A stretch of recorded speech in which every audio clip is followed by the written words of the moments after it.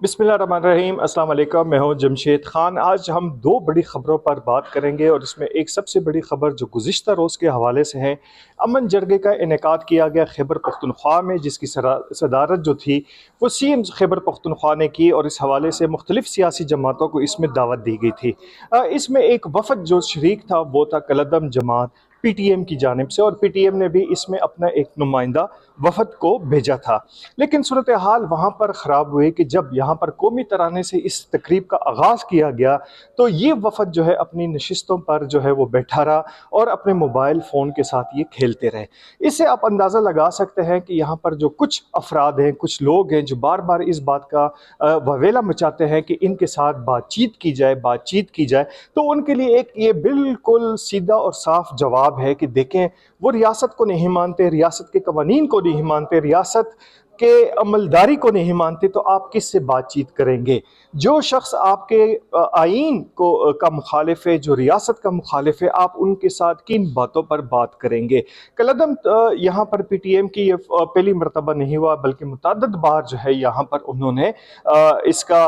बार बार इआदा किया कि वो पाकिस्तानी कानून को जो है या रियासत को जो है वो नहीं मानते। अब सवाल एक और पैदा होता है कि एक सवाल जो जहनों में आता है कि ये अमन की बात करते हैं जिसकी वजह से लोगों की हमदर्दियाँ भी इनके साथ जो है वो जुड़ जाती है, लेकिन एक सवाल का जवाब जो है पॉलिटिशियन को चाहिए था कि इस वफद के सामने रखते, PTM के सामने रखते, यहाँ पर BLA के सामने रखते, BLF के सामने रखें और इसके साथ BYC के सामने रखें कि आखिरकार आप जब भी फौजी ऑपरेशन की बात होती है, सफ़ेद झंडे लेकर आप मैदान में आ जाते हैं, वहाँ पर बाकायदा तौर पर एहतजाज शुरू कर देते हैं और अमन अमन की जो है वो सदाएं बुलंद हो जाती है। लेकिन कभी आप लोगों ने, जब आपके दहशतगर्द आपके हुजरों को इस्तेमाल करते, आपके घरों को इस्तेमाल करते, आपके महलों को इस्तेमाल करते, आपके गांव देहात को इस्तेमाल करते, तो कभी आपने जो है इसी तरह कोई धरना दिया? क्या आपने कोई इस तरह सफ़ेद झंडे लेकर इन खवारजियों के सामने जमा हुए कि आप अमन चाहते हैं? कभी भी नहीं। इस सवाल का जवाब जो है मैं आपको देता हूं कि यहाँ पर शुमाली वजीरिस्तान हो, जनूबी वजीरिस्तान हो, इसके साथ बाजौड़ का इलाका हो, मोमंद का इलाका हो, चाहे खुजदार और तुर्बत का इलाका हो, उसमें एक चीज़ मुश्तरक है कि कभी भी यहाँ पर दहशतगर्द अनासर के ख़िलाफ़ जो है यहाँ के जो शहरी हैं, जहाँ के लोग हैं, वह एहतजाज नहीं करेंगे। उसकी सबसे बड़ी वजह यह है कि कोई किसी का दामाद है, कोई किसी का बेटा है, कोई किसी का बाप है और आपस में रिश्ते जुड़े हुए हैं और एक कबायली रिवायत के मुताबिक जो है वो एक दूसरे की निशानदेही नहीं करते। पैराशूट से ये खवारजी नहीं आए, इसी सरजमीन के हैं, यहीं से इनका ताल्लुक़ है, इसके साथ अफ़गानी भी होते हैं।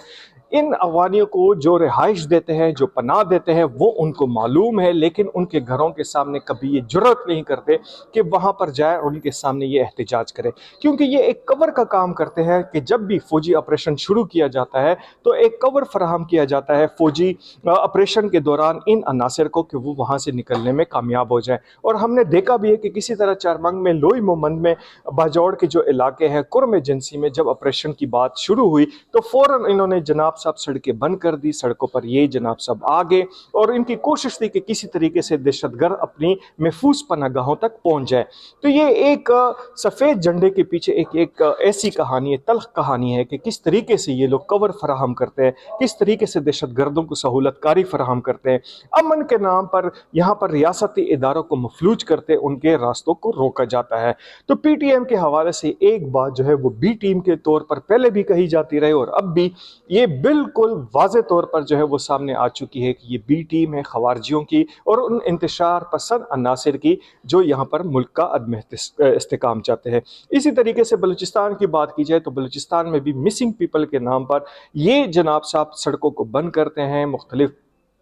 मुजाहरे करते हैं, लेकिन उनसे जब पूछा जाता है कि जनाब साहब पहले ये बताएं कि दहशतगर्द यहाँ पर जब आपकी सरजमीन को इस्तेमाल करें तो आप इसकी निशानदेही क्यों नहीं करते? क्योंकि वही दहशतगर्द किसी के बेटे हैं, किसी के भाई है, किसी के दामाद है। और मैं आपको एक और बात बता दूं कि अली ग्रामा काबल का इलाका है स्वात में, जिसमें मुराद सईद का इलाका है, इसमें 4500 ख़वातीन की शादियाँ जो है वो तालिबान के साथ की गई थी यहाँ पर, जब यहाँ पर उनका बड़ा 2009 से कबल مٹیریل جو ہے، یہ دماد جو ہے 4500 کے قریب علی گرامہ میں دماد موجود ہے، اور آپ نے دیکھا ہوگا کہ جب بھی آپریشن کی بات ہوتی ہے تو یہی لوگ سامنے آتے ہیں سفید جھنڈے لے کر، کیونکہ دماد ہے اور دماد کو وہ نہیں چاہتے کہ وہ ان کے خلاف کوئی کارروائی ہو۔ اسی طرح ہم بات کریں گے افغانستان کے حوالے سے کہ افغانستان حکومت کی جانب سے کہا گیا ہے کہ یہاں پر پاکستان کے ساتھ تجارت کو نہ صرف کم کر دیا جائے بلکہ ختم کر دیا جائے۔ تو یہ بڑی خوشائن بات ہے پاکستان کے لیے بھی کہ پاکستان جو ایک پورا ملک کو پال رہا ہے، ایک افغانستان کی پوری آبادی کو وہ پال رہا تھا،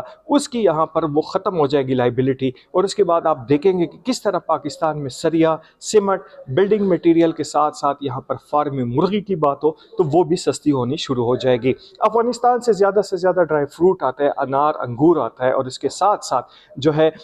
دو تین آئٹم آتے ہیں جو لگژری آئٹم میں شمار ہوتے ہیں، اور یقیناً پاکستان کی آدھی سے زیادہ آبادی جو ہے وہ تو نہ پستے کھا سکتے نہ بادام کھا سکتے ہیں، تو اگر وہ ان کو نہ بھی ملے تو کوئی اتنی بڑی بات نہیں ہے۔ تو پاکستان تو ایک جو وافر مقدار میں سریا، سیمنٹ اور جو بلڈنگ مٹیریل وہاں پہ دے رہا تھا، تو یقیناً ان کی قیمتوں میں بھی ایک نمایاں کمی آئے گی، اور پاکستان کے عوام، پاکستان کی انڈسٹری کو لوکل طور پر اس کو فروغ ملے گا۔ اس طرح اگر گندم کی بات کی جائے تو گندم اور چینی جو ہے وافر مقدار میں پاکستان میں پیدا ہوتی تھی، لیکن چونکہ اسمگل ہوتی تھی اور اس کے ساتھ ساتھ افغانستان کو بھیجی جاتی تھی، تو یہ بڑی اچھی بات ہوگی کہ اگر اس پہ اسمگلنگ پہ پابندی لگ جائے، اور اس کے ساتھ ساتھ افغان حکومت جو ہے وہ اس بات کا اعادہ کر لے کہ ہم نے نہیں خریدنا۔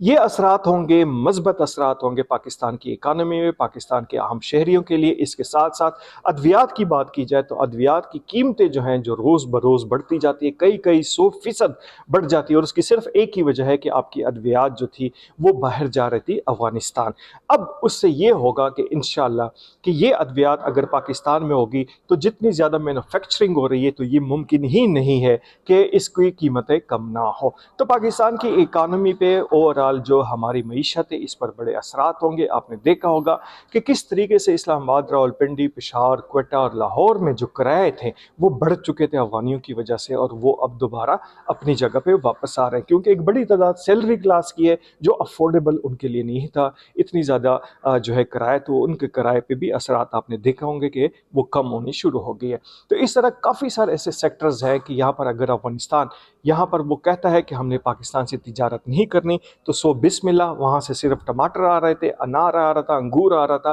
پستے اور بادام آ رہے تھے، جس میں اکثر جو ہے وہ لگژری آئٹم میں شمار ہوتی ہیں۔ بہرحال دیکھیں گے کہ اس کے اثرات پاکستان پر اور افغانستان پر کیا مرتب ہوتے ہیں۔ فی الحال اتنا ہی، اجازت دیجیے، اللہ حافظ۔